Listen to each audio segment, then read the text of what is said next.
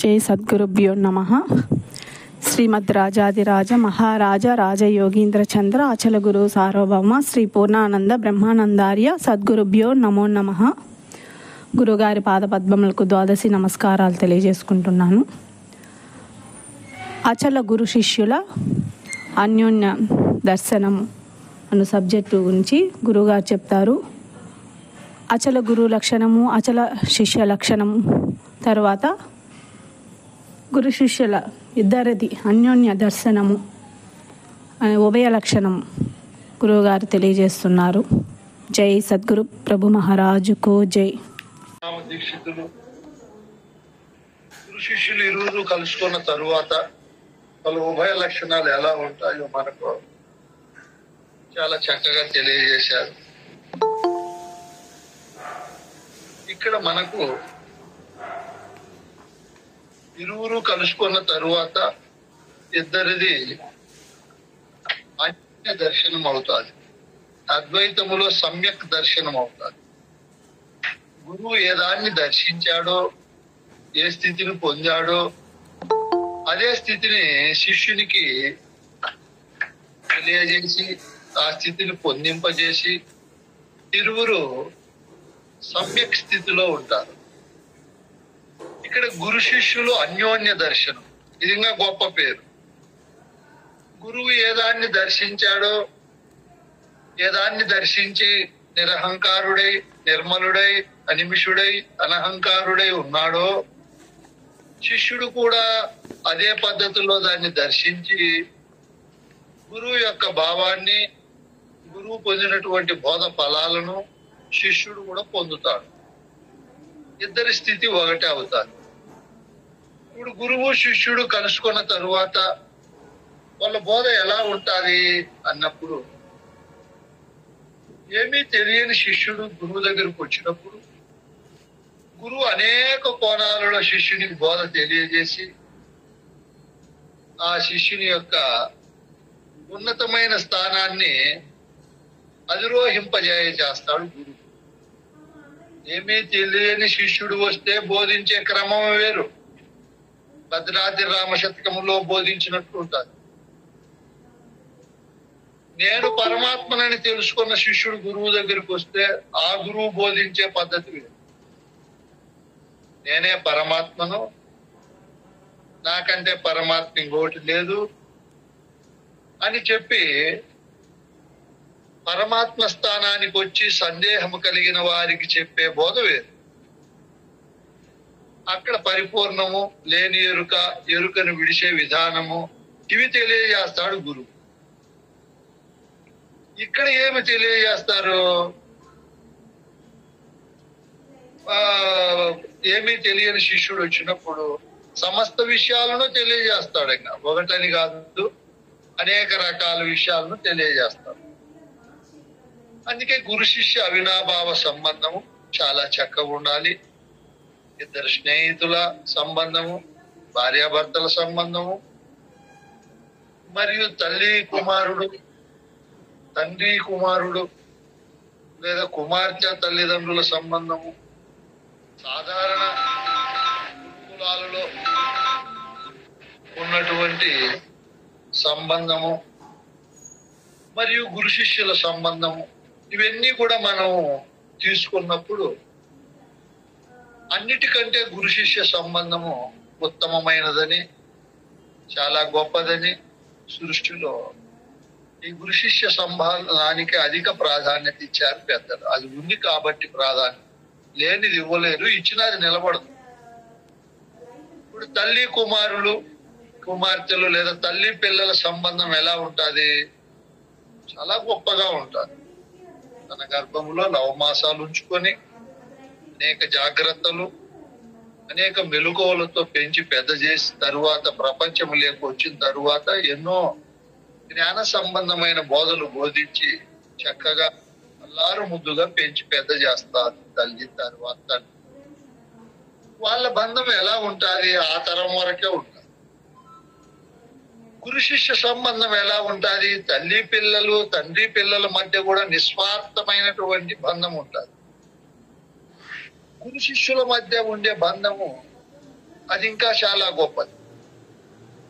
తల్లిదండ్రులు పిల్లల మధ్య ఉండే బంధము, భార్యాభర్తల మధ్య ఉండే బంధము, స్నేహితుల మధ్య ఉండే బంధము, మరియు భగవంతుడు భక్తుని మధ్య ఉండే బంధము, ఇవన్నీ కూడా ఒక పరిమితమైనటువంటి బంధాలు.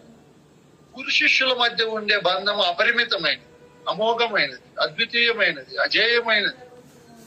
అది ఎనలేనటువంటిది. ఎందుకు అని మనం విచారిస్తే, ఎంతైనా తల్లి తండ్రికి పిల్లల పైన అమోఘమైన స్వార్థం ఉంటుంది. నా పిల్లలు అనేక కోణాలలో నా సంతతి కాబట్టి, నాకు జన్మించిన వారు కాబట్టి, అనేక కోణాలలో విజయవంతమైన జీవన విధానాన్ని మరియు సకల సుఖకరమైన, సంతోషకరమైన, సౌకర్య విలాసవంతమైన జీవనం జీవించాలనే భావనతో తల్లిదండ్రుల పెంపకం ఉంటుంది.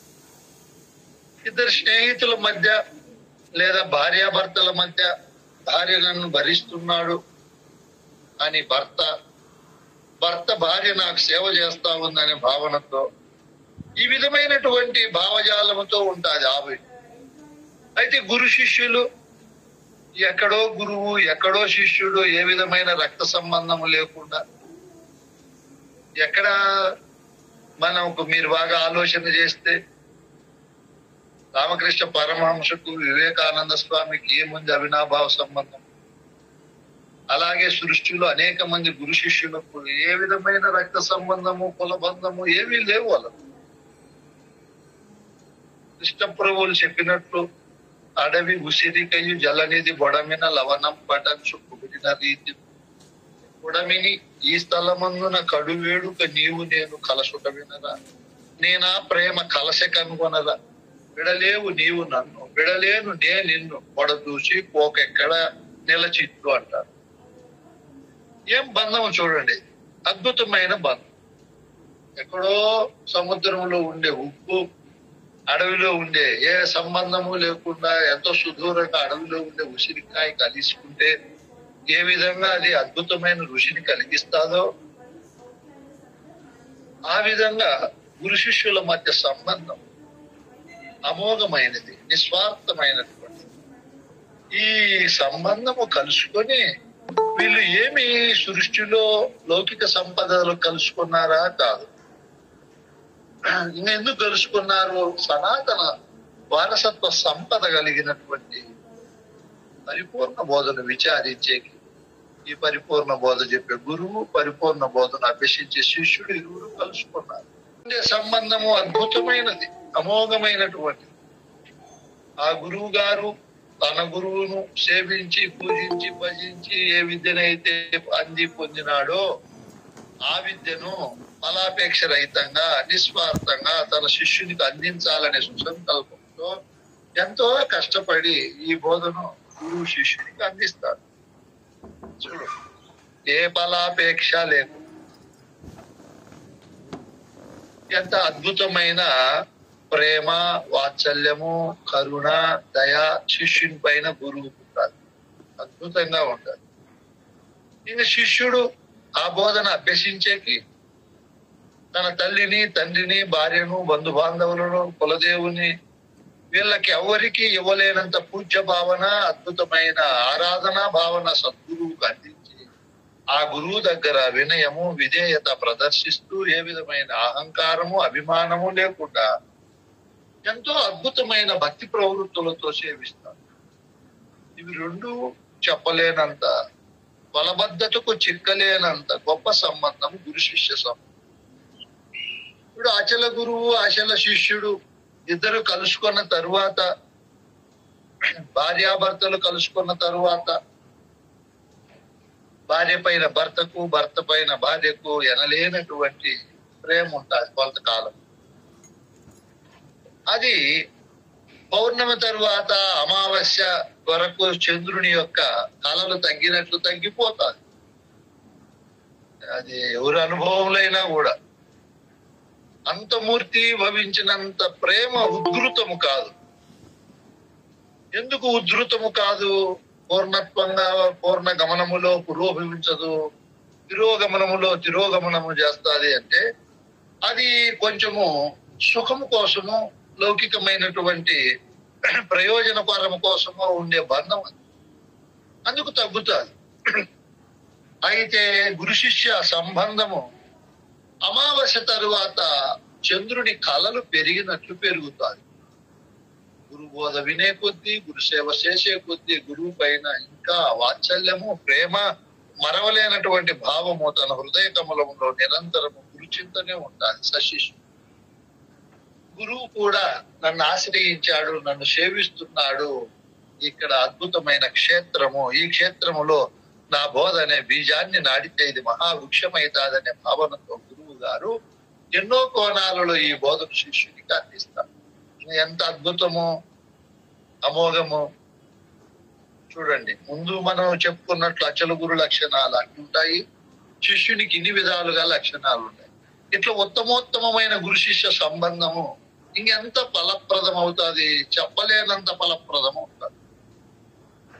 గురువుని లక్షణాలన్నీ మనం చెప్పుకున్నాం, ఇక్కడ శిష్యుని లక్షణాలు చెప్పుకున్నాము.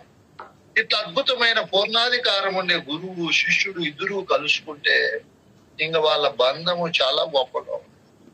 వాళ్ళు ఆ విధంగా కలుసుకొని ఏం చేస్తారు, ఎలా ఉంటుంది అన్నప్పుడు భావతి కృష్ణ ప్రభువులు చెప్తారు. హృదయ గ్రంథి విడుటకై సదయత ఈ బోధ తెల్ప జనదా గురుడే.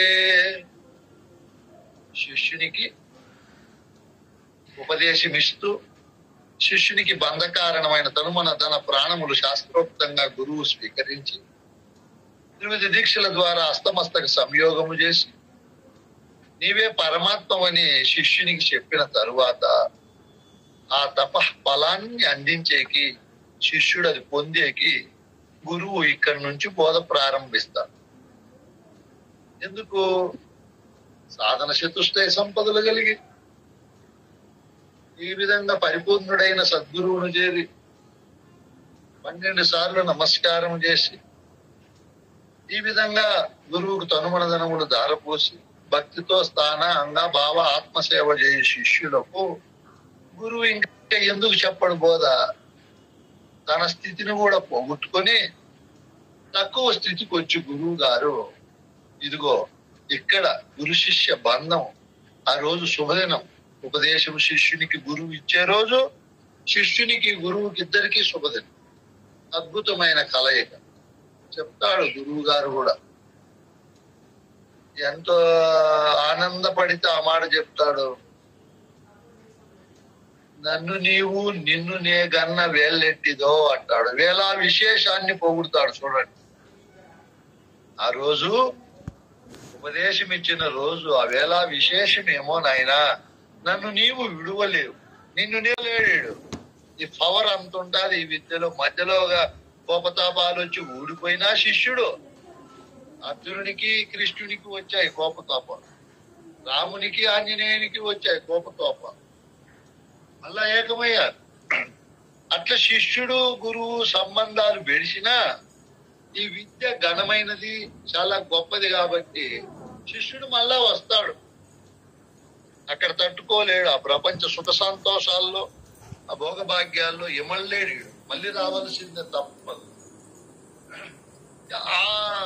ఆ విధమైనటువంటి పద్ధతిలో గురువు వేళా విశేషాన్ని కూడా పొగుడుతున్నాడు. శిష్య, అది ఎటువంటిదో గాని ఆ వేళ నన్ను నీవు విడువలేవు, నిన్ను నేను విడువలేవు. భావములో ఒకవేళ గురువు ఒక చోట, శిష్యుడు ఒక చోట ఉండినా భావములో ఇద్దరు ఒకే చోట ఉండాల్సిందే. ఎప్పుడు గురువుని శిష్యుడు స్మరించాల్సిందే. అయ్యో, నా శిష్యుడు ఏం చేస్తున్నాడో, బోధక్రమాన్ని ఎలా ముందుకు తీసుకొని పోతున్నాడో, ఈ బోధ అద్భుతమైనటువంటి దాన్ని ఎలా ఆయన అనుభవిస్తున్నాడో, ఏమి ఇంకా రాలేదే అని మా నాయన మమ్మల్ని కూడా తలంపు చేసేవాడు కాదు. ఎప్పుడూ తన శిష్యులను తలంపు చేసుకుంటూ ఉండేవాడు. మేము వాళ్ళ ఊరికి పోవాలని వాళ్ళకి లెటర్లు రాసి, అంత ప్రేమ ఉంటుంది గురువుకు శిష్యులపై.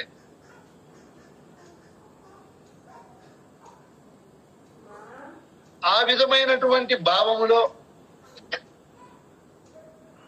మనం గమనించినప్పుడు గురువు గారు శిష్యునికి నేను బోధిస్తాను, నిన్ను భ్రాంతిరహిత స్థితిని కలిగిస్తాను, జనన మరణం అనే ఘోర సంసార బాధ లేకుండా నేను చేస్తాను అని మాట ఇచ్చిన తరువాత గురువు హృదయ గ్రంథి విడుటకై, హృదయము అంటే ఎరుక, హృదయ గ్రంథి అంటే ఎరుక,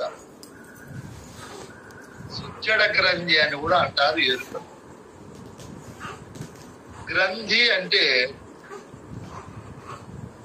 ఒక భయంకరమైనటువంటి వస్తు సమూహం ఉండే ముళ్ళను లేదా మూటను గ్రంథి అంటారు. బట్టల మూటను మనం విప్పితే మొత్తం బట్టలే ఉంటాయి. కట్టెల మూటను విప్పితే లోపల కట్టెలన్నీ ఉంటాయి. కూరగాయల మూటను విప్పితే మొత్తం కూరగాయలన్నీ ఉంటాయి. ఏ వస్తువులను పెట్టి మనం ఉంచి ఆ మూటను విప్పితే ఆ వస్తువులు ఉంటాయి ఆ మూటలు. ఇక్కడ మన హృదయం అనే సంచి ఉండాలి. దీన్ని మనోమయ కోశము అంటారు. ఇది హృదయము. ఈ కోశము చాలా అద్భుతమైనది. ఇది నిండదు, ఎన్ని వేసినా వెళ్తూ ఉండాలి. ఈ గ్రంథిలో, ఈ మూటలో హృదయం అనే ఈ ముడి వేసుకున్నటువంటి దానిలో ఏముండాయి నాయన? సంసారం అనే చెత్త చెదారం ఉంది స్వామి. ఈ సనత్రయాలు, వాసనత్రయాలు, హరిషద్వర్గాలు, వర్గాలు, అష్టమదాలు, అష్టపాసాలు, చిన్నప్పటి నుంచి గురువు దగ్గర చేరకన్నా ఉండడమే పెద్ద దరిద్రం స్వామి.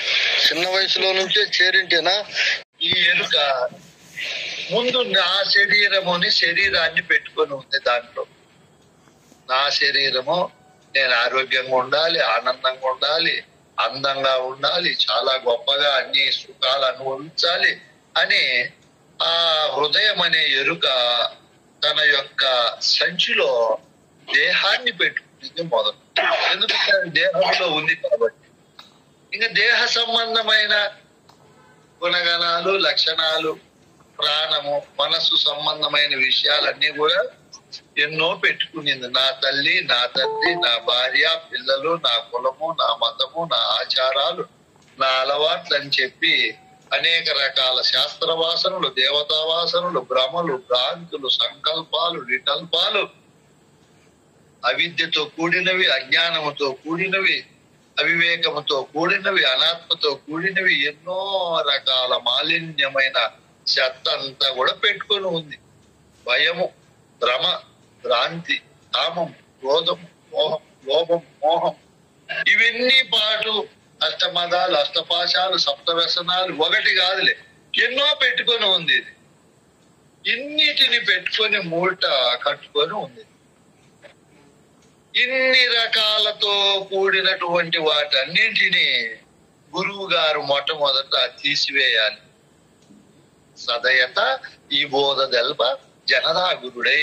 గురు శిష్య సంబంధం అంటే గురువు దగ్గర సేవ చేయించుకొని, శిష్యుని దగ్గర గురువు, శిష్యుని దగ్గర అనేక రకాల లబ్ధి పొంది, నేను ఇంత బోధ చెప్పాను, నాకు ఇంత ఫీజు ఇవ్వు, నేను పుస్తకాలు ప్రింట్ చేస్తున్నాను, ఆశ్రయం కడుతున్నాను, నేనేమేమో పిల్లలు పెళ్లిళ్ళు చేస్తున్నాను, నాకు వేరే వ్యాపకం లేదు, మీకోసమే కదా నేను అన్ని వదులుకున్నాను, మీరు ఇవ్వకపోతే నాకు ఎవరు ఇస్తారనే అనేక కోణాలలో శిష్యుని నుంచి ఆర్థికంగా గాని, వస్తుపరంగా గాని, సేవాపరంగా గాని ఏ లబ్ధి పొందకుండా, పొందాలనే కోరిక గురువుకు ఉండకూడదు. గురువు గారు సదయత ఈ బోధ తెల్ప జనదా గురుడై. గురుడైన తరువాత శిష్యుడు తన గురువును గురువుగా ఎన్నుకున్న తరువాత, గురువు శిష్యుని అంగీకరించి తన శిష్యునిగా చేర్చుకున్న తరువాత గురువు చేయవలసిన పని ఇదే. ఖచ్చితంగా ఆయన హృదయంలో ఉండే మాలిన్యాన్ని అంతా తీసివేయాలి. ఎలా తీసివేయాలి చెప్తాడు లింగకందార్థంలో. ఆయన గురుడు ఆశ వదిలిపెట్టి, గురుడు ఆశ వదిలిపెట్టాలి. గురుడు ఏ విధమైన శిష్యుని నుంచి ఆశ కోరకుండా, నేనే పరమాత్మను, నేనే ఈ సృష్టిలో గొప్ప అని అహంకారం, శిష్యుల నుంచి బలాపేక్ష రహితంగా ఈ గురువు ఈ బోధ చెప్పాలి. ఎలా చెప్పాలి? అగ్ని కర్పూరాన్ని కలుసుకున్న తరువాత ఏ విధంగా ఎడతెరిపి లేకుండా ప్రకాశిస్తూ కర్పూరాన్ని సర్వనాశనము చేస్తాదో, వేరే విధమైనటువంటి పద్ధతులు అది ప్రకాశించకుండా ఏం పని చేస్తుంది? అది నిరంతరము కర్పూరాన్ని జత అయిన తరువాత దాన్ని ఘనరూపములో, దాని పరిణామములో ఉన్నటువంటి దాన్ని అంతా కూడా నశింపజేస్తారు. గురువు గారు కూడా శిష్యుని హృదయములో ఉన్నటువంటి అజ్ఞాన వివేక విద్య అనాత్మలతో కూడిన ఆ విషయ లంపటలన్నింటినీ కూడా తీసివేయాలి. విలువ లేనివి నాయన అని చెప్పి వాటన్నింటినీ తీసివేసేకి గురువు కంకణం కట్టుకొని కేవలము నిరంతరము బోధలు బోధిస్తూ శిష్యుని యొక్క పూర్ణ ఫల విజయానికి తన వంతు ఎనలేని సేవను చేయాలి. సంబంధం అలా ఉండాలి. వివాహమైన తరువాత భార్య సుఖ సంతోషాలకు భర్త ఎలా సేవ చేస్తాడో, కష్టపడతాడో, పరితపిస్తాడో, మరియు గర్భము దాల్చిన తరువాత తల్లి ఆ పిల్ల సంరక్షణకి ఎలా కష్టపడుతుందో, ఆరోగ్యము ఆనందము పెరుగుదలకు ఎంత ప్రాధాన్యత ఇస్తుందో, అట్లే గురువు గారు కూడా తనకు శిష్యులైన తరువాత ఏ ఫలాన్ని కోరకుండా తన కన్న బిడ్డ వలె భావించి బోధ చెప్పాలి.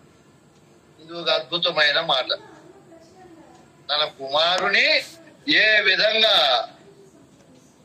తండ్రి ప్రేమించి అభిమానించి తనకంటే అన్ని కోణాలలో అధికృత స్థానములో ఉండాలి నా కొడుకు అని చెప్పి నిస్వార్థంగా కోరుకొని ఆ కోరికను నెరవేర్చడానికి తండ్రి ఎంత గట్టి సేవ చేస్తాడో, కష్టపడతాడో, శిష్యుని యొక్క విద్యాభివృద్ధికి, శిష్యుడు విద్య ఫలాలు పొందేకి గురువు గారు కూడా అంత కష్టపడాలి. ఊరికేనే గురు శిష్య సంబంధం కాదు నాయన. శిష్యుడు తన సంతతిపై గల పూర్ణ ఫలాలకు ఆ వాత్సల్యము తండ్రి ఎలా చూపుతాడో గురువు గారు కూడా ఆ విధంగా చూపాలి. చూపి వాని విద్యాభివృద్ధి కోసము నిరంతరము ఈ విద్యనే ప్రబోధిస్తూ వాని మనసు ప్రపంచ విషయాలు లేకపోనీయకుండా కట్టడి చేస్తూ సంపూర్ణ వైరాగ్యాన్ని, ఈ బోధ పైన భక్తిని, గురుతత్వం పైన అనన్యమైనటువంటి విశ్వాసాన్ని కలిగిస్తూ గురువు గారు ఒక్కొక్క మెట్టు దాటిస్తూ చెప్పాలి శిష్యునికి బోధ. ఊరికేనవుతుందా? కాదు. కానీ ఆ రోజు ఏ విధంగా శిష్య ఇంక నువ్వు సందేహం పెట్టుకోవద్దు, నీ సంశయం తీరుస్తాను, ఉన్న పరిపూర్ణాన్ని దర్శింపజేస్తాను, లేని ఎరుక కథ బాగా చెప్పి ఎరుక భ్రమను విడిపిస్తాను, సూటిగను బోధన మది నాటి నదిక చాలునని నీకై నీ నోట నీవు పలుకుదాకను చాటువులను చెప్పుచుందో సరేనా మాట రాగో మరనే నీ నోట నోటికొక్కటి సేలు మాట అని తెలియమో మాటికి ఉంటే పాఠాలే మిటికింకా సరేనా మాట రాగో రుచు మరి నీ నోట. ఊరికేనే నేను 50 మంది శిష్యులను చేసిన, 100 మందిని చేసిన, 500 మంది చేసినారంటే కాదు నాయనా.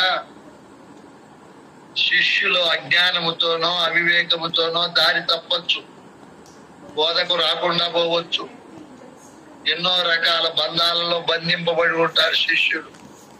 వాటన్నింటినీ విడిపిస్తూ శిష్యుని యొక్క పూర్ణ ఫల విజయవంతానికి గురువు ఎనలేని సేవ చేయాలి, ఆలోచన చేయాలి, వాటిలో ఏ మాలిన్యం ఉందో కనిపెట్టాలి, ఆ అలవాట్ల నుంచి బయటికి తీసుకుని వచ్చేకి ఏ బోధ చెప్పాలి, ఎలా చెప్పాలో గురువు ఎంతో కష్టపడాలి. అందుకే మహాయుక్తి ఉండాలి గురువు. యుక్తి లేని గురువు పనికిరాడు. తనకు శరణన్నవారల మనసెట్టిదో తరచి చూచి బరి తెల్ప తగు వినువారికి తగినట్టిదే నెరి మహానుభావులది చాతుర్యమున వినీకని నీ మనసతి చాతుర్యమున. గురువు తన దగ్గరికి వచ్చిన వాళ్ళ మనసును కనిపెట్టి వాళ్ళకి ఏమి చెప్పాలి, ఎలా చెప్పాలి, వారిలో భక్తిని, జ్ఞానాన్ని, వైరాగ్యాన్ని, సాంప్రదాయ ప్రబోధ పైన అత్యంత శ్రద్ధను, బోధ క్రమాన్ని ఏ విధంగా వారిలో లిఖింప చేయాలి అని అనేక కోణాలలో ఆలోచన చేయాలి. ఆలోచన చేస్తూ వివాహమైన తరువాత భార్యను, ఆ తర్వాత వచ్చే సంతతిని సంరక్షించేకి గురువుగా అక్కడ భర్తగా ఎంత కష్టాలు, ఎన్ని రకాల ఆలోచనలు చేసి ఆ కుటుంబ విజయానికి తన వంతు కృషిని, తన వంతు శక్తిని ఏ విధంగా వినియోగిస్తాడో అలాగే శిష్యుడైన తరువాత గురువు వాని ఈ బోధలో పూర్ణ ఫలాలు అనుభవింపజేయడానికి గురువు అంత కష్టపడాలి. గురువు అంటే ఆషామాషి కాదు. మామూలుగా ఈ పౌర్ణానికి శిష్యుడే మళ్ళా ఈడెక్కడన్నా పోతాడేమో అని భయపడి గురువులు అధికారం ఇచ్చేస్తారు. గురువుకు శిష్య అయితే శిష్యుని పైన ప్రేమ ఉండాలి. కాకపోయిన అనుకో గురువు వారి పైన ఏ విధమైన ప్రేమాభిమానాలు పెట్టుకోకూడదు. నీ గురువాక్యముతో నువ్వు నిరంతరము శాంతిని, సుఖాన్ని అనుభవించాలి. అంతటి వాడు వచ్చినప్పుడు చెప్పాలి. ఒకవేళ వెళ్ళిపోతే వెళ్ళిపోనిలే. పూర్ణాధికారం లేకనే గురువు శిష్యునికి అధికారం ఇచ్చినాడు అనుకో, గురువు రౌరవాది నరకం అనుభవిస్తాడు. అనేక రోగాలు పాలైపోయి దిక్కులేని సాగు వస్తాడు గురువు. ఎందుకు? వాడిని చెడగొట్టినాడు కదా శిష్యుడు. వాడు వచ్చినప్పుడు ఎందుకు వచ్చినాడు తన దగ్గరికి? ఉపదేశం ఇచ్చేటప్పుడు గురువు అడుగుతాడు, ఏమైనా మీ ఇంటి దేవుడు ఉన్నాడు, ఇంతమంది దేవతలు వదిలేసి నా పాదం పట్టినావే, నా దగ్గర ఏముంది నాయనా? నేనేమి నీకు వివాహం కాకపోతే నా మంత్రాలు నిన్ను వివాహం చేయలేవు, నా మంత్రాలు నీకు ధనం లేకపోతే ధనం ఇవ్వలేవు, సంతతి లేకపోతే సంతతిని ఇవ్వలేవు, నీకు రోగాలు ఉంటే నా మంత్రాలు నీ రోగాలు కూడా పోగొట్టలేవు నాయనా. నేను మహిమలు మహత్తులు నా దగ్గర లేవు నాయనా అని గురువు ఫస్ట్ లోనే చెప్తాడు. నిజ గురువు ఇన్ని రకాలు చెప్పినప్పుడు వాడు శిష్యుడు విని అప్పటికి తట్టుకొని ఉంటే, నాయన నా బోధ నీకు శాంతిని కలిగిస్తాది, నేను పుట్టినాను నేను సచ్చినాను అనే భ్రమను తీసివేస్తాది, నేను సస్తాను మళ్ళా పుడతాననే భ్రాంతిని తీసివేస్తాది, నీకు యథార్థాన్ని కలిగిస్తాదే గాని అద్భుతాలను, సంకల్ప సిద్ధిని కలిగించలేదు బిడ్డ అని గురువు చెప్పింటాడు. సరే స్వామి, నేను తలుచుకొని మోక్షాన్ని పొందాలని వచ్చాను అని చెప్పింటాడు వాడు. ఆ కోణములో బోధ చేసి అంత సంపూర్ణ విద్యా ఫలాలు అనుభవిస్తే వానికి ఇవ్వాలని అధికారము. వీళ్ళు పక్కకి వెళ్ళిపోతారేమో, నేను చచ్చిపోతే నాకు పూజలు చేసేవాళ్ళు లేరని, లేదా ఓ సెల్ ఫోన్కో 10,000 లెక్క బంధము మంచిది కాదు, అటువంటి గురువు సంకల్పము మంచిది కాదు, అటువంటి హోల్సేల్ గా అటువంటి గురుత్వమే మంచిది కాదు. ఒకవేళ వెళ్ళిపోతే వెళ్ళిపోనిలే. నన్ను ఒక అతను అడిగాడు కరెక్ట్ గా సంవత్సరం అప్పుడు, స్వామి నాకు బోధ అంతా వచ్చు, నేను వేరే గురు శిష్యుని, నాకు అధికారం ఇచ్చాడు కాబట్టి నీ దగ్గర చేరతాను. నా దగ్గర నువ్వు చేరొద్దు, నీకు అధికారము నేను ఇవ్వను. నా దగ్గర చేరిన తర్వాత నా బోధ అంతా విని నీ భక్తి విశ్వాసాలు, నీ బోధ పటిమ పైన నాకు పర్వాలేదు అనిపిస్తే అప్పుడు నేను అధికారం ఇస్తా. గాని అట్లిచ్చోళ్ళు మస్తుగా ఉన్నారు, వెళ్ళిపోనైనా నువ్వు ఆయాసపడి నా దగ్గరికి రావడము, నేను ఎక్కడ పోవడము, నువ్వేమేమో అనుకోవడం, అవన్నీ ఎందుకు వచ్చిన గొడవ? నిజ గురువు అటువంటి శిష్యులకు ప్రోత్సహించకూడదు. మనకి అధికారం ఇచ్చే ఆడ పూజలు ఉన్నాయి, ఇల్లులో ఫోటోలు తీసుకోవాలా, వాట్సాప్ల్లో పెట్టాలా, నా గొప్పతనం నిరూపించాలని వాడు భార్య పైన, పిల్లల పైన, సంసారం పైన చెత్తేస్తాడు. ఈ విధమైన భావజాలంలో వాడు చెడిపోతు, సాంప్రదాయాన్ని చెడ్డ పేరు తెస్తాడు. నిజ గురువు శిష్యుని సంబంధాన్ని ఏర్పరచుకున్న తరువాత అన్ని కోణాలలో అన్ని రకాలుగా శిష్యుడు విజయవంతుడయ్యేకి గురువు పాత్రధారి కావాలి, కానీ శిష్యుడు చెడిపోయే గురువు పాత్రధారి కాకూడదు. గురువు ముందే లక్షణాలన్నీ చెప్పుకున్నాం. శిష్యుని సంపూర్ణ క్షేమాన్ని గురువు కోరాలి.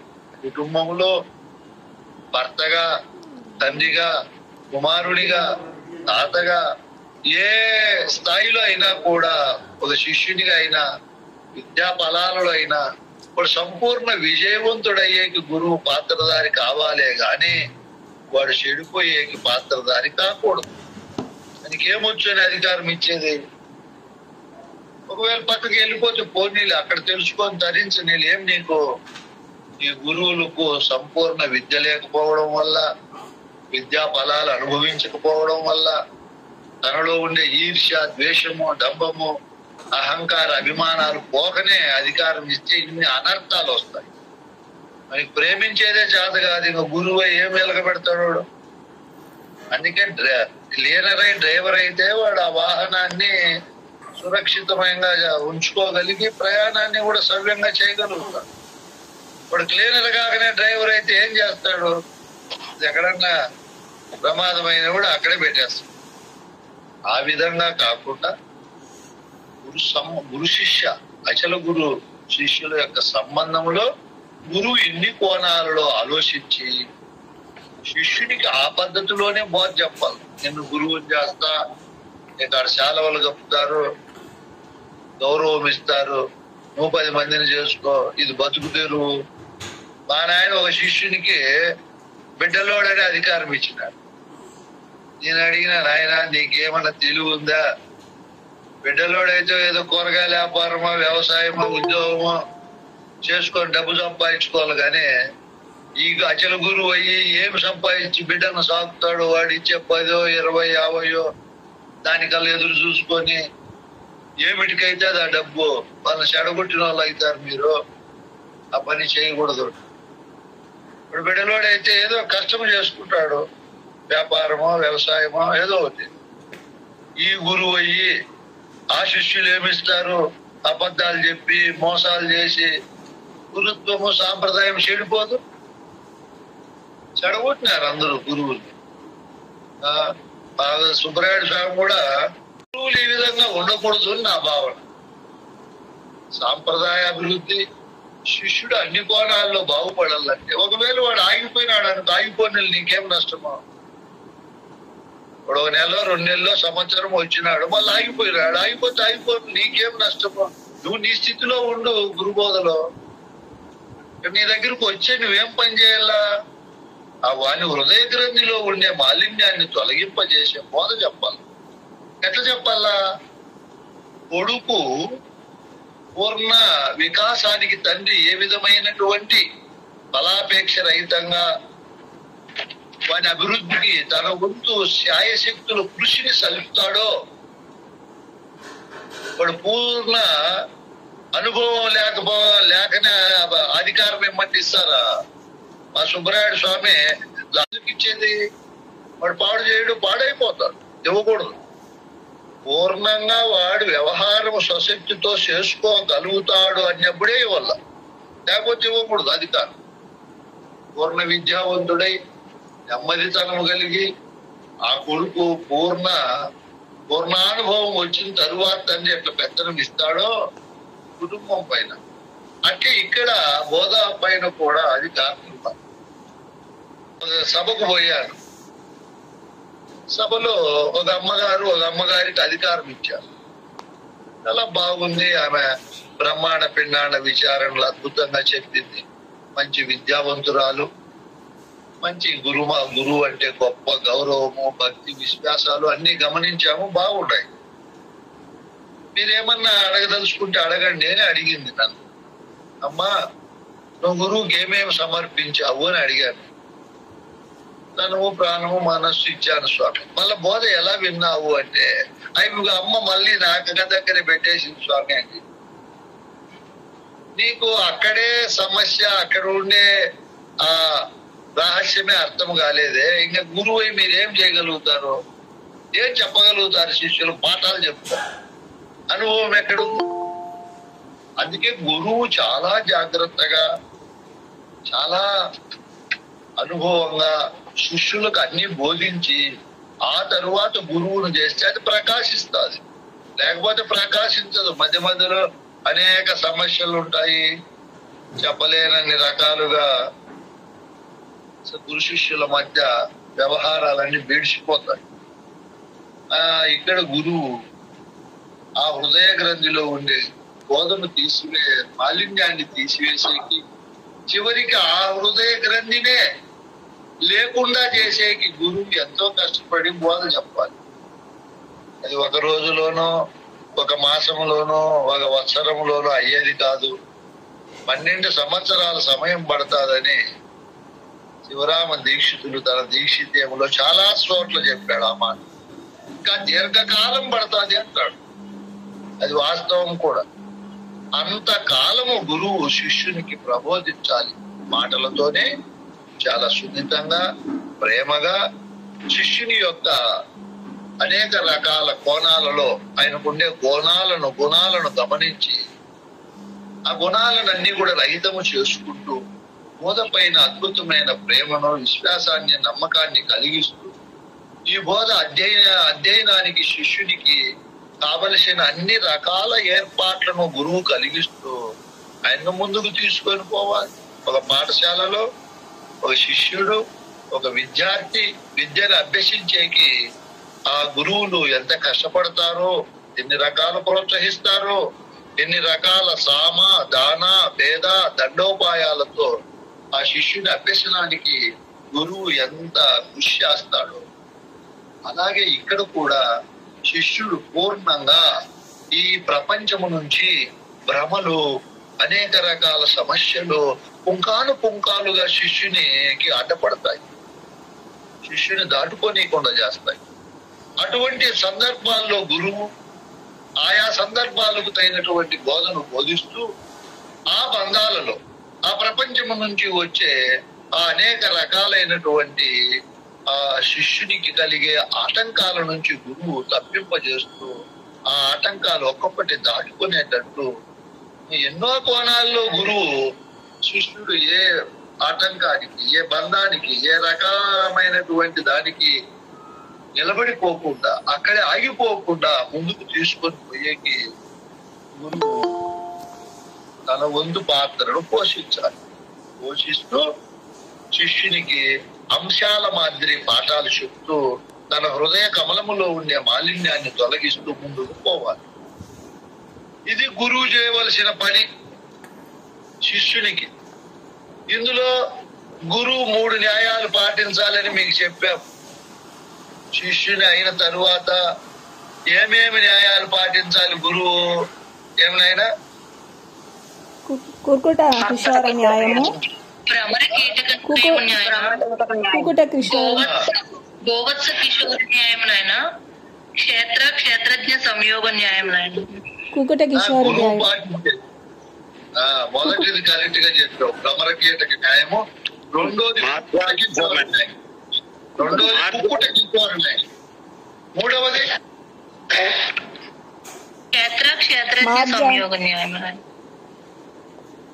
నేను కూడా తప్పు చెప్తున్నాను, వాళ్ళు ఎవరో కరెక్ట్ గా చెప్తున్నారు. గురువు మార్జాల కిషోర న్యాయము ఫస్ట్ది, కరెక్ట్.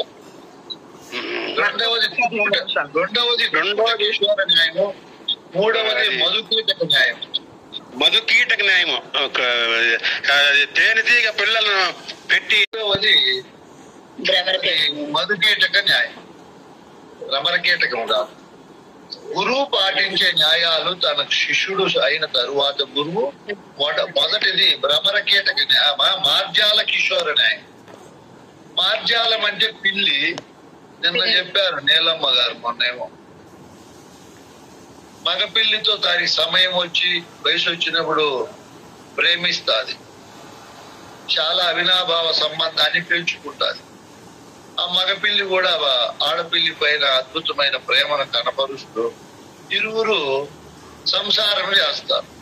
ఇది గర్భవతి ఆడపిల్లి పిల్లలను ప్రసవించిన తరువాత ప్రేమ అనేది తల్లికి పిల్లలు వచ్చిన తరువాత పిల్లల పైన ప్రేమ పెరుగుతుంది. అది సహజమే, స్వాభావికం.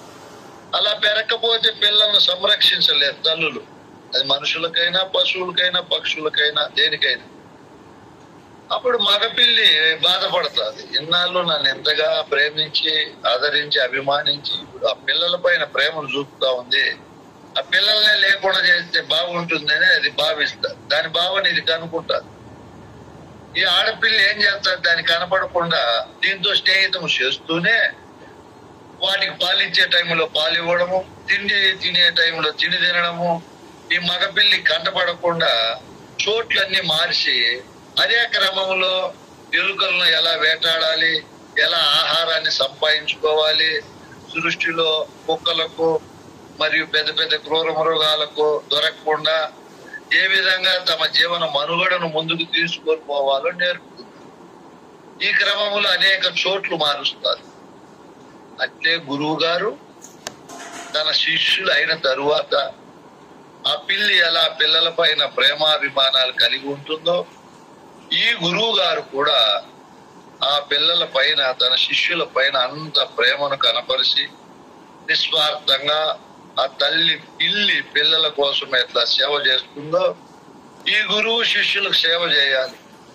ఇక్కడ శిష్యులను పిల్లి ఎట్లా వాటి నుంచి రక్షిస్తాదో, గురువు ఈ శిష్యుడు మళ్ళీ అనేక రకాల బంధాలకు బంధింపబడకుండా చిన్న చిన్నగా వాటి నుంచి తప్పింపజేస్తూ వాని స్థాయిని వాని స్థానాన్ని అక్కడ నుంచి సుదూరం చేస్తూ ఈ ప్రకృతి అనే దానికి చిక్కకుండా శిష్యులను పెంచి పెద్ద చేసి అనేక మతాలు ఉన్నాయి, శాస్త్రాలు ఉన్నాయి, దేవత భ్రమలు భ్రాంతులు ఉన్నాయి, అనేక ఆర్థిక సమస్యలు, ఎన్నో కుటుంబ సమస్యలు ఉంటాయి శిష్యునికి. వీటన్నింటినీ గురువు తప్పింపజేసే దాంట్లో ఎంతో నేర్పరితనము, శిష్యుని కంటే శతకోటి రెట్లు ఓర్పు, సహనము, శాంతము, అద్భుతమైనటువంటి ప్రేమ, ఇవన్నీ గురువుకు ఉండాలి. చూడు ఇన్ని ఉంటేనే శిష్యుని తీర్చిదిద్దగలుగుతాడు గురువు. ఒట్టి మాటలతో అయ్యే పని కాదు. అందుకే ప్రపంచంలో దేనికి ఒలేనంత స్థానము, గౌరవము, ఆరాధన, ప్రేమ గురువుకే ఇచ్చారు. గురువు కృషి, గురువు చేసే పని అంత గట్టిగా ఉంటుంది. ఊరికైనా శిష్యులైనారు, పౌర్ణమిరానికి రాండి, సంవత్సరం పూజ పెట్టినా ఆడ పూజ ఉంది రాండి, ఇటంతా కుదరదు. ఇంత విద్యను నేర్పాలి, గురుగీతలు చెప్పాలి, క్రమము, గురుధర్మం నేర్పాలి, శిష్య ధర్మం నేర్పాలి. అన్ని ధర్మాలు శిష్యునికి నేర్పుతూ పాఠాలు ఇప్పుడు అభ్యసింపజేయాలి. ఇదిగో నాయన, బ్రహ్మాండ విచారణ ఇలా ఉంది, పిండాండ విచారణ ఇలా ఉంది. ఈ ఎన్నెన్నో కోణాలలో శిష్యునికి భద్రాది రామశతకము, కందార్థాలు, కందపద్యాలు, దీక్షితేమో మీరు ఆలోచన చేయండి. గురువు పోస్ట్ సులభంగా ఉందేమో. ఆడ గురువుకు 30 మంది శిష్యులు ఉన్నారు, 50 మంది ఉన్నారు. ఆ గురువుతో ఆ తత్వం చెప్పినాడు, ఈ పాటలు చెప్తాడు. ఇట్లా సొట్టగా క్రమం లేకుండా ఆడ 3 మాటలు, 7 3 మాటలు 30 ఏళ్ళు కాదు, 3 లక్షల సంవత్సరాలు చెప్పిన ప్రయోజనం ఉండదు. శిష్యుడికి ఒక క్రమం ఉండాల, ఒక పద్ధతి ఉండాల. ఇన్ని ఎరిగిండల్లా గురువు శిష్యుల్లో బాగుపరచాలంటే. అప్పుడప్పుడే గురువు శిష్యునింటికి పోవాల. వాడు ఏమన్నా బంధాల్లో బంధింపబడినాడేమో గమనించాలా. వాని డబ్బును అడగకూడదు, వాడి తిండిని అడగకూడదు, వాని సేవను అడగకూడదు, వాని యోగక్షేమాలు అడగల్లా. బిడ్డ శిష్యుడు అయినావే, మళ్ళా ఈ బ్రహ్మల్లో ఉన్నావు కదా నాయన, ఏమిరా నాయన అని చెప్పి ఇట్లా మంచి మంచి మాటలతో వాడు ఎక్కడెక్కడ బంధింపబడినాడో ఆ బంధాలు కనుక్కొని ఆ బంధమైన ముళ్ళన్నీ ఇప్పుకుంటూ గురువు కష్టం ఎంత ఉంటుందో చూడండి. ఊరికేనే చిన్న పిల్లలు పెద్ద పిల్లలయ్యి తల్లి వలె ప్రపంచంలో పారాడాలంటే ఆ పిల్లి ఎంత శక్తిని, యుక్తిని, ఎంత జాగ్రత్తగా ఉండాల. ఊరికైనా అవుతుందా? గురువు అంటే సంకలు తట్టుకొని నేను గురువుని అవుతానని కాదు. అవి ఏం చేస్తావు నువ్వు? ఏం వస్తుందిరా నీకు? చాలా పుట్టినది పూలహారం వేసుకునేది వస్తుంది. ఇన్ని కోణాల్లో శిష్యుని గమనించే తెలివి ఉందా నీకు? యుక్తి ఉందా, నేర్పు ఉందా, అంత ఓర్పు ఉందా, అంత సహనం ఉందా? గురువుకు భూదేవి కంటే ఎక్కువ ఓర్పు ఉండాలి, ఆకాశము కంటే విశాలత్వం ఉండాలి, వాయువు కంటే శిష్యుని పైన చలనంగా వాడిని మార్చే గుణం ఉండాలి, అగ్నిదేవుని కంటే ప్రకాశం ఎక్కువ ఉండి వాడిలో అజ్ఞానం అనే చీకటిని లేకుండా చేయాలి, జలము కంటే ఎక్కువ ప్రాణశక్తిని ఇచ్చే శక్తి గురువుకు ఉండాలి, పంచభూతాలు చేయలేని పనులు గురువు చేయాలి, ప్రపంచము ప్రకృతి చేయలేని పని గురువు చేయాలి. ఇన్ని కోణాలలో గురుత్వం ప్రకాశింపబడాలంటే గురువు ఎంత గొప్పవాడై ఉండాలా, ఎంత ఓర్పు, సహనము, నేర్పు, సమయోచిత ప్రజ్ఞ, శిష్యులను పరిపాలించే నేర్పరితనము, ఆ హృదయములో ఇన్ని రకాల భావజాలాలు నింపుకొని సకల శాస్త్రాలు కూడా గురువు సన్నిధానములో ప్రకాశించేటట్టు గురువు ఉండాలి. అందరి విద్య ఎంత ఉందో, సృష్టిలో ఉండే విద్యా స్వరూపుల విద్య అంతా గురువు హృదయములో ఉండాలి. ప్రపంచములో ఉండే మానవాళికి ఎంత ఓర్పు ఉందో, ఎంత సహనం ఉందో ఒక చోట పెట్టి తూకం వేస్తే అంతకంటే కోటి రెట్లు గురువుకు ఉండాలి. ఆ ఇంగిత జ్ఞానం ఉండాలి, ప్రజ్ఞాపాఠ వాళ్ళు ఉండాలి. నేను గురువునే, నాకు 30 మంది శిష్యులు ఉండాలి. ఏం చేసినవరా నువ్వు శిష్యులకు? ఏం బోధ చెప్పినావు? ఏం వాని కడతేర్చినావు? మన నాయమ్మ కదా, ఆయమ్మకి అధికారం ఇచ్చినట్టు ఏం తెలియదు. అందుకే గురువు అయిన వాడు చాలా జాగ్రత్తగా, వినయంగా, విధేయతలతో విద్యను బాగా అభ్యసించాలి. అహంకారం పనికిరాదు. ఇవన్నీ ఎన్నో ఉండాలి చెప్పే కొద్ది. ఈ గురువు రెండోది కుక్కుట కిషోర న్యాయం. నీకు ఇప్పుడు అర్థమైతా అంటారు. గురువులు ఉన్నారు ఈ జూమ్ లో. ఓయమ్మ, గురువు అంటే ఇన్ని ఉంటాదా, గురు శిష్య సంబంధంలో గురువు పాత్ర ఇట్లుంటాదా అని మీకు ఇవన్నీ ఎప్పుడు వినే ఉండరు. ఎందువల్లే అని చెప్పి గాలికి పోయేది కాదు. ఇవన్నీ ఆలోచన చేయాలి. శిష్యులను ఏర్పాటు చేసిన తరువాత ఇంత ఓర్పు, విశాలమైన ప్రేమ, కరుణ, దయ, శిష్యుల పైన దక్షత ఎన్ని ఉండాలా. ఎన్ని ఉంటే వాడు కడతేస్తాడు. ఊరికేనైనా వాడు ఎన్నో రకాలుగా అజ్ఞానంతో వచ్చింటాడు. అందుకే హృదయ గ్రంథి విడుటకై సదయత ఈ బోధ జల్ప జగదాకుడై. ఈ వాక్యానికే ఇంత అర్థం ఉంటుంది. అంత దయ ఉండాల శిష్యుని పైన. సదయత, ఎంత దయ, ఎంత ప్రేమ, మైమరిపించాలి గురువు అంటే. ఇన్ని కోణాల్లో ఉంటూ కుక్కుట కిషోర న్యాయం గురువు ఎలా పాటించాలి? కుక్కుటము అంటే కోడిపెట్ట, అది అట్లే చేస్తుంది. కోడి పుంజుతో స్నేహితం చేస్తుంది, భలే వినయంగా ఉంటుంది. గుడ్లు పెడతారు. గుడ్లు పెట్టిన తర్వాత 21 రోజు పొదిగి ఇన్ని మాని నిద్ర మాని అన్ని మానుకొని ఆ గుడ్లను తిప్పుకుంటూ పిల్లలను చేసిన తరువాత ఆ పిల్లల కోసము తనకు ఏ తిండి దొరికినా పిల్లలకు పగలగొట్టి పంచిపెట్టి, అది తిండి తినకుండా 2 కేజీలు ఉండే కోడి పెట్ట 1 కేజీకి వచ్చేసరి బరువు. పిల్లల సంరక్షణలో చూడండి. వాటిని పాములకు చెక్కకుండా, కుక్కలకు చెక్కకుండా, గద్దలకు చెక్కకుండా, నీళ్ళల్లో పడిపోకుండా, పాములకు చెక్కకుండా ఎంత సంరక్షణ చేసి పెంచి పెద్ద చేస్తుందో దాంట్లో తన శక్తిని, తన యొక్క ఆరోగ్యాన్ని, ఆనందాన్ని అన్ని వాటికి వినియోగిస్తారు. గురువు కూడా గురువు అయిన తర్వాత ఊరికేనే సెలవులు కప్పుకొని శిష్యులు పూజ చేస్తే చూడండి అని చెప్పి అక్కడెక్కడ చూస్తూ కాలింగా సాంచి బాగా పట్టుకోండి, బాగా కడగండి, ఈడ పూలు పెట్టండి, ఆడ పూలు, ఇట్లా చెక్క గురువులు కూడా ఉన్నారు మన సాంప్రదాయంలో. ఆడ పూలు మర్చిపోయినారు. బాగా కడగండి కాళ్ళు, పూలహారం బాగా వేయండి. నువ్వు గురువు నోరు మూసుకొని నీ గురువుని అనుకుంటూ నువ్వు ఉండకుండా వాళ్ళు ఎట్లన్నా చేయనీలే. అట్లా కూడా లే. ఏమి తెలియని వాళ్ళే గురువులు అయినారు. 10 మంది పోతే అన్నము పెట్టలేరు, కాఫీ వెళ్ళారు, వాడు సంపాదిస్తాంటే కదా. పోనీ ఇంకా చాలా మంది గురువులు కోటీశ్వరులు ఉన్నారు, వాళ్ళకి త్యాగము కూడా లేదు. పెట్టాలంటే వాని ప్రాణం పోతుంది. ఎందుకు? వానికి బోధ తెలియదు. దానికి వైరాగ్యం ఎక్కడుంది ఆ గురువుకు? ఒరే శిష్యులు నాకు తనుమనధనములు దారిపోశారు, నా కోసం ప్రాణం ఇస్తారు, నా బంధు బాంధవులు, నా భార్య పిల్లల కంటే వీడే కదా గొప్ప వీళ్ళకు పెట్టకపోతే ఇంకెవరికి పెట్టాలని త్యాగం చేసే గురువు ఎవడున్నాడు?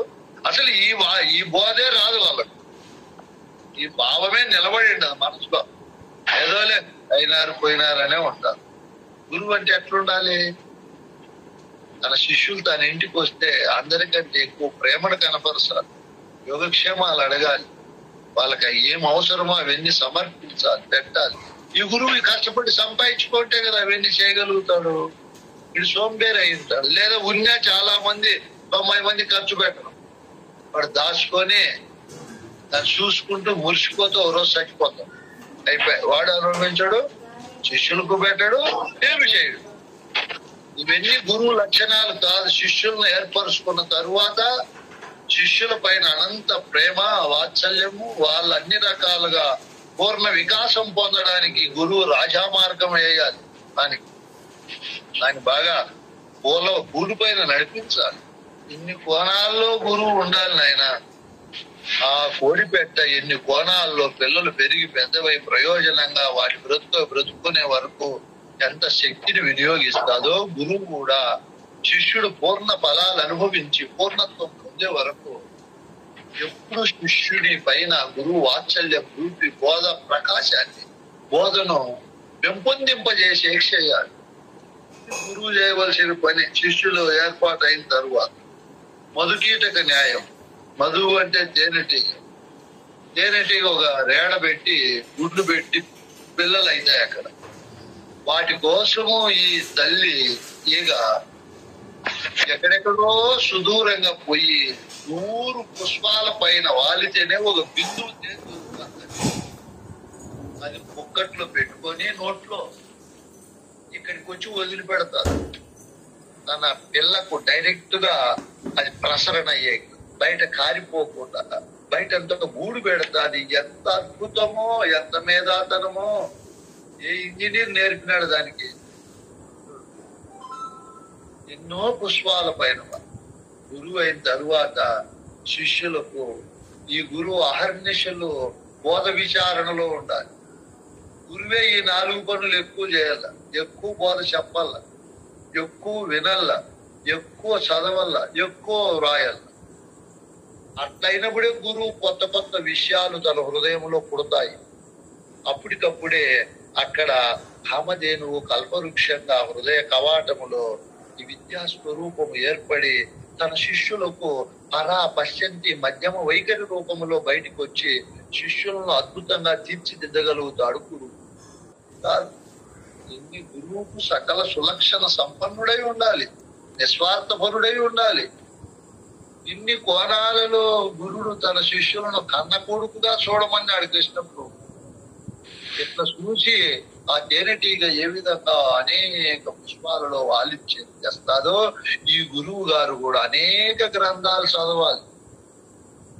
సృష్టికి పూర్వము అంటే ఈ చరిత్ర ఏర్పడక పూర్వము, ఎరుక పుట్టుకు పూర్వం ఉండే పరిపూర్ణాన్ని బాగా విచారించి ఉండాలి. ఆ పరిపూర్ణములో ఈ మాయాశక్తి, సౌమిత్రుడు, త్రిశక్తాత్మ స్వరూపమైన సచ్చిదానంద పరమాత్మ ఎలా కలవలే ఏర్పడి ఆ తరువాత వ్యాసుని రూపంలో ఎన్ని గ్రంథాలు రాసిందో జైనుడు, వర్తమాన మహావీరుడు, గౌతమ బుద్ధుడు, ఆ క్రమంలో పెద్దలైన వారు మధ్వాచార్యులు, శంకరాచార్యులు, రామానుజాచార్యులు, వీళ్ళందరూ ఏ గ్రంథాలు రాశారు? ఉపనిషత్తులు ఏం చెప్పాయి? భగవద్గీత ఏం చెప్పింది? బ్రహ్మసూత్రాలు ఏం చెప్పాయి? ఇన్ని గ్రంథాలలో ఉండే సారాన్ని గురువు గ్రహించాల. శిష్యులను చేసుకొని శిష్యుల ఇళ్ళకు పోయి వాళ్ళ పనులకు అడ్డపడి వాళ్ళు వింటున్నారా, వేరే ఆలోచనలో ఉండారా, వాళ్ళ ఆర్థిక సమస్యలు ఎలా ఉన్నాయి, వాళ్ళ పిల్లలు ఏం చేస్తున్నారు ఇంట్లో, ఇవన్నీ గమనించకనే గురువులు వాళ్ళ ఇళ్ళకు పోయి చేసుకుంటారు. వాళ్ళ పనులకు అడ్డం భయపెట్టేది. గురువు మళ్ళా మీకు దొరుకుతాడా, మీ పనులు వదిలేయండి, తినకపోతే మీకు అట్లా ఇట్లా నష్టము అవి. గురువుకి ఇంగిత జ్ఞానం ఉండాలి. వాళ్ళు ఎప్పుడు ఫ్రీగా ఉండారు, వాళ్ళు ఎప్పుడైతే మనకు చిక్కుతారు, వాళ్ళ పనులు వ్యర్థం కాకుండా వాళ్ళ కుటుంబ సంరక్షణ పనులు బాగా చేసుకోమని, అవి అయినప్పుడే రాండి నాయన అని చెప్పి ఇట్లా గురువులు ఎన్నో కోణాల్లో చెప్పాలి ఆయన శిష్యులకు. చెప్పాలంటే వీడు ఎన్ని గ్రంథాల సారము తేనెటీగ వలె అన్ని పుష్పాలలో ఉండే, అన్ని గ్రంథాలలో ఉండే అద్భుతమైన విలువైన సారమైన సారాన్ని గురువు గ్రహించి తన శిష్యులకు ఆ తేనె వలె అందించాలి. తేనెటీగ ఎట్లా తేనెను అందిస్తుందో తన పిల్లలకు గురువు గారు కూడా ఈ గురు బోధ, గురు సంఘము, సాంప్రదాయం అనే గూట్లో పెట్టాల శిష్యులు. బయట సంఘం వద్దునైనా నీకు, వ్యావహారిక సంఘాలన్నీ నువ్వు వదులుకో. ఇదిగో ఆ తేనె పురుగు, ఆ తేనె ఈగ తన పిల్లలను ఎట్లా ఒక గూడులో పెడుతుందో అట్లా గూడులో పెట్టి భద్రించి వాళ్ళకి భయము భక్తి నేర్పి ఈ బోధ అధ్యయనానికి కావలసిన మార్గాలన్నీ గురువు అందించారు. ఈ విధంగా చేస్తూ గురువు ఇప్పుడు 3 న్యాయాలు పాటించే దాంట్లో గురువు మళ్ళా పాత్రధారి కావాలి. ఊరికేనే గురుత్వం కాదు, అచల గురువు లక్షణము. శిష్యులైన తర్వాత ఇవన్నీ పాత్రలు పోషించాలి. అందుకే గురువుకు నేను ముందే చెప్పాను, ప్రపంచంలో ఉండే మానవులందరి ఓపికను తీసి పక్కన పెడితే ఎంత ఉంటుందో అంతకంటే 1,000,000 రెట్లు ఓర్పు ఉండాల గురువు. నన్ను అందరూ అంటూ ఉంటారు, బ్రహ్మస్వామికి భలే ఓర్పు అని. నా గురువు నాకు అధికారం ఇచ్చినాడు. ఎందుకు ఇచ్చినాడు? ఇవన్నీ మా శిష్యుడు కలిగి ఉంటాడనే మంచి సంకల్పం చేసి ఇచ్చాడు. ఓర్పు ఉండాలి, సహనం ఉండాలి. మనం అందరికంటే ఎక్కువ ఓర్పు ఉండాలి, అందరికంటే ఎక్కువ శాంతం ఉండాలి, అందరికంటే ఎక్కువ తృప్తి ఉండాలి. ప్రపంచంలో ఉండే వాళ్ళ సంతోషం అంతా ఒక చోట పోస్తే గురువు సంతోషానికి అది పైసా కూడా పనికిరానంత సంతోషం ఉండాలి గురువు. ఊరికే విద్య ఆవాహన అవుతుంది ఆయన. ఎంతో మంది కష్టపడి ఎన్నో కోణాలలో తమ జీవితాలను హెచ్చించి ఖర్చు పెట్టి గురుసేవ చేసి ప్రపంచ విషయ సుఖాల పైన ఏమాత్రము వారు అభిమానాన్ని ప్రదర్శించకుండా పారమార్థిక సుఖము కోసము ఎంత కష్టపడి సంపాదించారు ఈ విద్య. ఆ విద్యా ఫలాలు మనం అనుభవించాలంటే ఊరికే అనుభవిస్తారా? చూడండి, గురువులు కోపం ఎక్కువ, ఈర్ష్య ఎక్కువ, అసూయ ఎక్కువ, పాపం ఎక్కువ. ఎందుకుంది? వాళ్ళ ఈ గుణాలన్నీ లేకపోవడం వల్ల, త్యాగము లేకపోవడం వల్ల, బోధ అధ్యయనం పట్ల అచంచల స్వభావము లేకపోవడం వల్ల, విద్యను నిర్ణయం చేసుకొని ఉండలేకపోవడం వల్ల ఇన్ని రకాల గుణాలు అట్లే ఉంటాయి శిష్యుల దగ్గర, గురువుల దగ్గర. మెయిన్ అయిపోవాలంటే గురువు ఈ విధంగా అన్నిటిలో అందరికంటే ఎక్కువగా ఉండాలి. గురువు ఆడంబరాలకు పోయి ఇవన్నీ ఎవరినో విమర్శించినట్లయితే అది మనకి ఇవన్నీ ఉండకూడదు. వాళ్ళకది దేవుడు ఆడంబరం ఎప్పుడూ ఉండదు. శిష్యునికి అన్ని కోణాలలో గురువు గొప్పగా కనపడుతూ ఇప్పుడు శిష్యుని హృదయంలో గురువు లిఖింపబడాలంటే గురువు శిష్యుని ఏర్పాటు చేసుకున్న తరువాత భ్రమరకీటక న్యాయం పాటించాలి. గురు శిష్యులతో ఉభయ న్యాయం. శిష్యుడు ఎక్కడో అజ్ఞాన వివేకంగా ఉండేవాడిని గురువు తీసుకుని వచ్చి గురు సంఘం అనే గూళ్ళో పెట్టి గురు మంత్రాలు అనే వాటిని పుట్టి ఆ మంత్రార్థాలను శిష్యుడు తెలుసుకొని మంత్ర ఫలాలు అనుభవించాలంటే గురువు నిరంతరము ఈ బోధే వారి చెవులో చెప్పాల. వేరే మాటలు చెప్పకూడదు, వేరే శిష్యుల గురించి కూడా చెప్పకూడదు. ఎప్పుడు ఇవే చెప్పాలి. ఉత్సాహపరచాల. నిరుత్సాహము, న్యూన్యతా భావన, సోమరితనము, నేను సాధించలేనులే, నాకెందుకనే అసమర్థత, ఇవన్నీ శిష్యునిలో గురువు పోగొట్టాలి అంటే ఆ భ్రమరము, ఆ కందిరీగా ఎక్కడో ఆకులపై నుండి కీటకాన్ని తీసుకుని వచ్చి తాను పెట్టిన గూళ్ళో పెట్టి ఒక కుట్టి బయటికి పోకుండా అది బల్లిపోరను కప్పి జూంకారం చేస్తారు. అది లోపల కుట్టిండే దానికి అప్పుడు అద్భుతమైన భయంకరమైన నొప్పి కలిగి ఈ జూంకారాన్ని వింటూ మళ్ళీ ఉచ్చి కొడతాదేమో అని 24 గంటలు ఆ కీటకము ఈ భ్రమరాన్ని స్మరించి ఈ రూపాన్ని ఈ రూపము ఈ మాటలే స్మరిస్తూ దర్శిస్తూ ఉంటాది. అది ఆ కీటకం ముందు ఈ భ్రమరాన్ని చూసింది, ఇది కుట్టడం వల్ల నొప్పి బాగా కలిగింది. మళ్ళీ జూంకారం దీని శబ్దం వింటాము. మనసులో రెండు ఉన్నాయి, దానికి దర్శనము ఉంది, శబ్దము ఉండాలి. ఆడియో వీడియో రెండు ఉన్నాయి, రూపం ఉంది, శబ్దం ఉంది. అదే అయిపోయింది.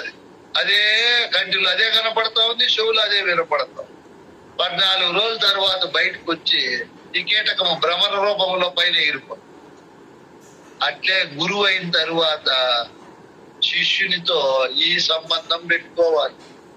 ఇది సామాన్యమైన విషయం కాదు. అందుకే గురువు ఎప్పుడు శిష్యునికి ఈ బోధలోనే ప్రవేశింపజేస్తూ బోధాభివృద్ధి కోసం తన వంతు కృషిని, తన వంతు వ్యవహారాన్ని నడిపించాలి. అందుకే కృష్ణ ప్రభువులు చెప్తాడు, ఆయన ఏమని చెప్తాడు, బిడ్డ శిష్య, ఇదిగో గురువు అయిన తరువాత గురువుకు ఒక బాధ్యత పెట్టాడు, శిష్యుడు అయిన తరువాత శిష్యునికి ఒక బాధ్యత పెట్టాడు. ఏం బాధ్యతలు పెట్టాడు ఇద్దరికి? హృదయ గ్రంథి విడుటకై సదయత ఈ బోధ తెలుప జనదారుడై వదలక చిత్తములో గురుపద యుగలము తొలుపవలదే భక్తుడైన భ్రాంతి రహితాసక్తుడైన. కుదరదు ఇవి రెండు గురు శిష్యులకు లేక. గురు శిష్యులకి ఇవి రెండు ఉండాల. మన శిష్యులకు చెప్పలేదు. ఇప్పుడు గురువుని ఏర్పాటు చేసుకున్న తరువాత శిష్యుడు గురువుతో ఎలా సంబంధం పెట్టుకోవాలనో మనం రేపు చెప్పుకుందాము. ఇప్పుడు శిష్యులను చేసుకున్న తరువాత గురువు శిష్యులతో ఏ విధంగా ఉండాలో ఇప్పుడు చెప్పుకుంటున్నాం. ఇదిగో ఈ విధంగా ఉండాలి, ఈ విధంగా బోధన అభ్యసింప చేయాలి, ప్రపంచ భ్రమంలో భ్రాంతుల్లో పన్నీయకుండా ఉండాలి. ఈ విధమైనటువంటి పద్ధతుల్లో సదయత ఈ బోధ తెలిపే గురువు ఆ హృదయం అనే గ్రంథిలో ఉండే మాలిన్యాన్ని తీసేసి గురుబోధ అనే పరమ పవిత్రమైన పరమోత్కృష్టమైనటువంటి బోధ సారాన్ని నిలిపే గురువు కంకణం కట్టుకొని ఇక్కడి నుంచి బోధించాలి. ఎంత బోధించాలి అన్నప్పుడు కూడా బోధించాలి. భద్రాద్రి రామేశ్వర బోధ అంతా నేర్పాలి.